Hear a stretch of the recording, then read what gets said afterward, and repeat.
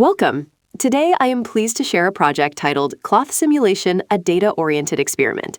This study explores the fascinating intersection and interoperability of Zig, WebAssembly, and Swift. The project manifests as a macOS desktop overlay, rendering a smooth, interactive cloth simulation that floats directly above the system wallpaper. From a technical standpoint, the core physics engine is authored in Zig, leveraging a structive arrays, or SOA, memory layout to ensure optimal cache efficiency and high performance.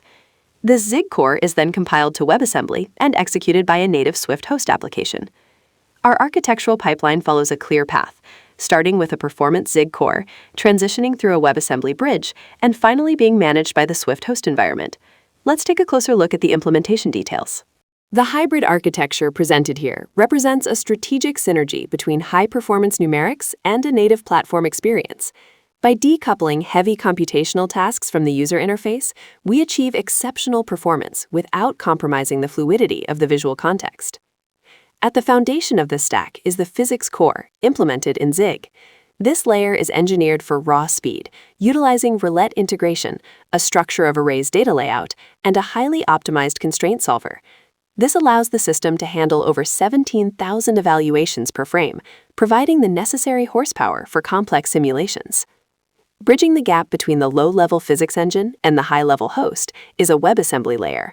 This bridge manages shared memory and exported functions while ensuring robust ABI validation, facilitating seamless communication between the disparate environments. At the top of the stack, the host and renderer are built in Swift. This layer manages the visual context, handles user input, and coordinates timing through dispatch source timer. By utilizing core graphics for rendering, we ensure a native look and feel, while the underlying Zig core performs the heavy lifting required for real-time physics calculations. Traditional object-oriented design often relies on an array of structs, or AOS, layout. In this example, each point object encapsulates all its data: position, previous position, pinned status, and mass. While this is intuitive for software design, it creates a significant hardware bottleneck known as cold data pollution.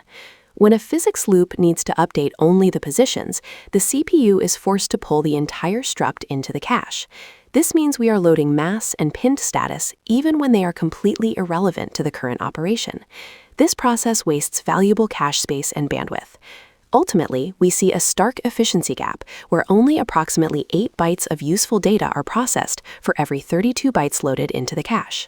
Let's examine a fundamental optimization technique, flipping the data layout from an array of structures, or AOS, to a structive arrays, known as SOA.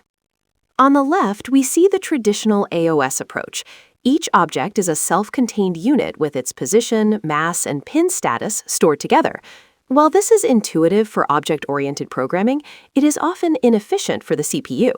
When we want to update just the positions, the cache line pulls in the mass and pin status as well.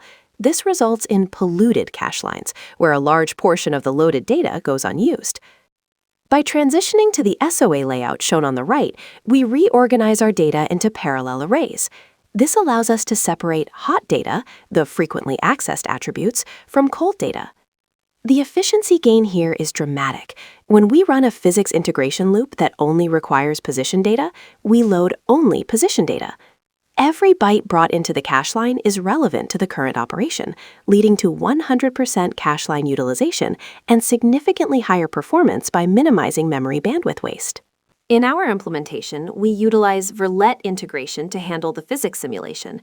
We chose this approach over standard Euler or Runge-Kutta methods, primarily for its superior numerical stability and its seamless compatibility with position-based constraints.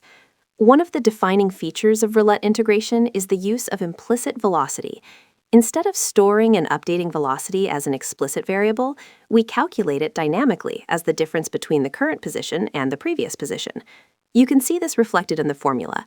The next position is determined by taking the current position and adding the displacement from the last frame, which represents our velocity, multiplied by a damping factor. We then add the acceleration component, scaled by the square of the time step. To ensure the simulation remains grounded and does not suffer from infinite energy buildup, we have set the damping factor to 0.98. This effectively simulates air resistance and energy loss over time.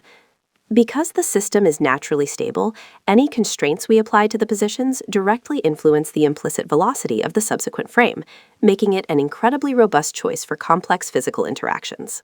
To construct the mesh for a cloth simulation, we define cloth as a system of points interconnected by specific behavioral rules. These rules are categorized into 3 constraint types.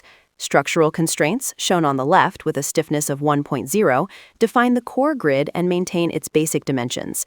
Shear constraints, with a stiffness of 0.8, add diagonal connections to resist distortion. Bending constraints, at a stiffness of 0.3, link non-adjacent points to control how the material folds.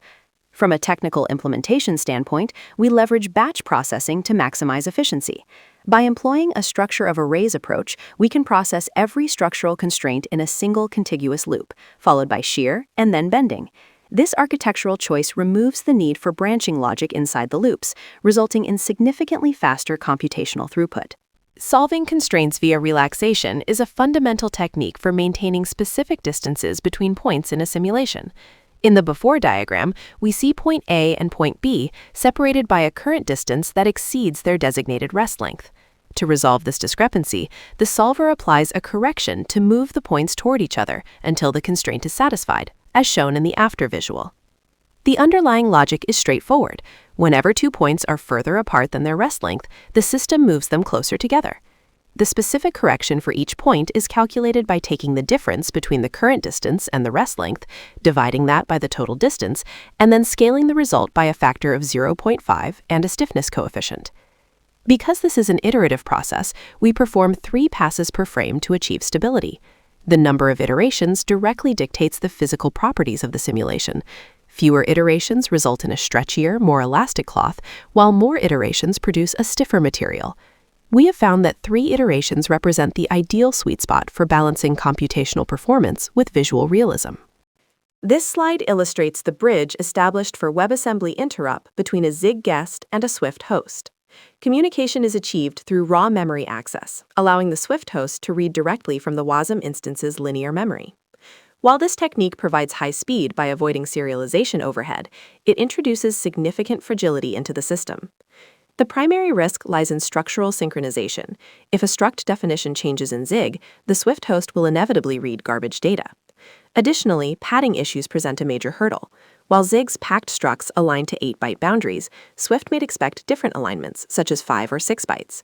These mismatches result in silent data corruption, making careful coordination between the guest and host environments essential. Let's focus on our commitment to safety through rigorous ABI validation.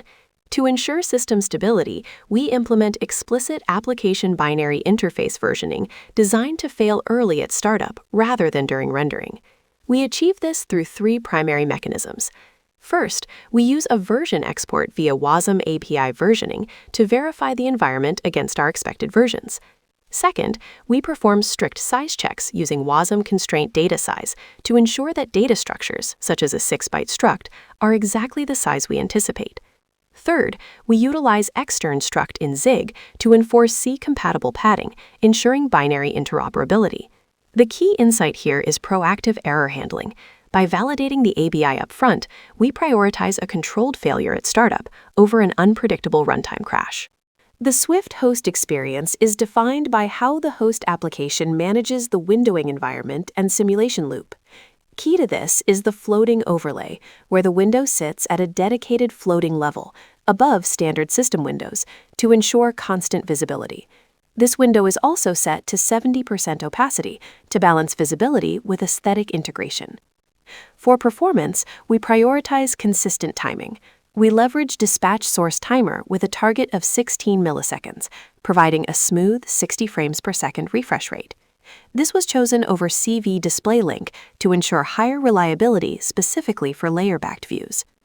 To maintain this performance, we implement app-nap prevention. By utilizing an activity assertion, we stop macOS from throttling the background simulation, ensuring the application continues to run at full speed without interference from system-level power-saving features. To achieve our goal of a pastel glow effect, we initially used a naive implementation that rendered 3 distinct layers for every constraint: an outer glow, an inner glow, and a core line. The math quickly reveals the problem. With a 25 by 25 grid containing roughly 2,350 visible constraints, the system was performing over 7,000 draw calls per frame.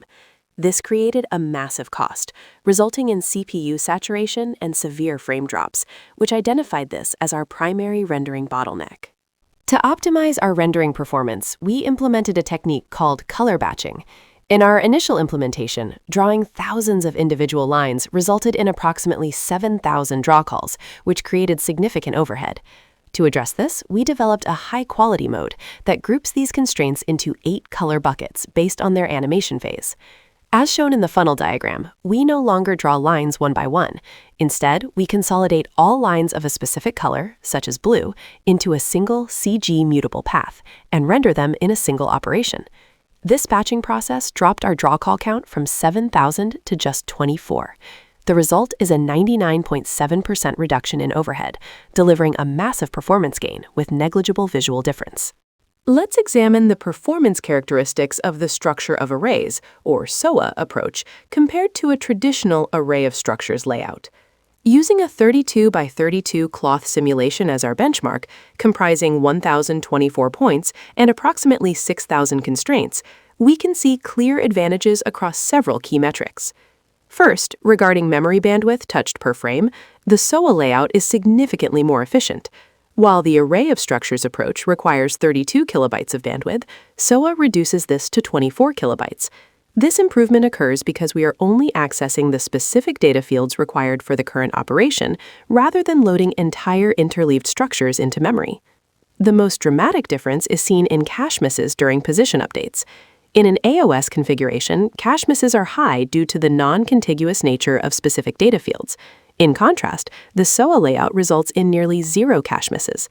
Because similar data types are stored contiguously, the CPU prefetcher can easily predict the next required data points, keeping them ready for the processor. Beyond these metrics, the SOA approach unlocks significant SIMD potential. These contiguous 32-bit float arrays are perfectly aligned for hardware vectorization, allowing us to process multiple points in a single instruction. Finally, this data layout enhances predictability.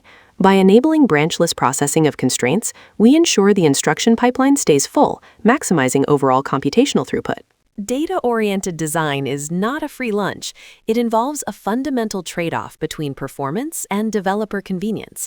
As shown on this scale, moving to a structure of arrays, or SOA, layout significantly boosts runtime performance, but it does so by increasing code verbosity and complexity.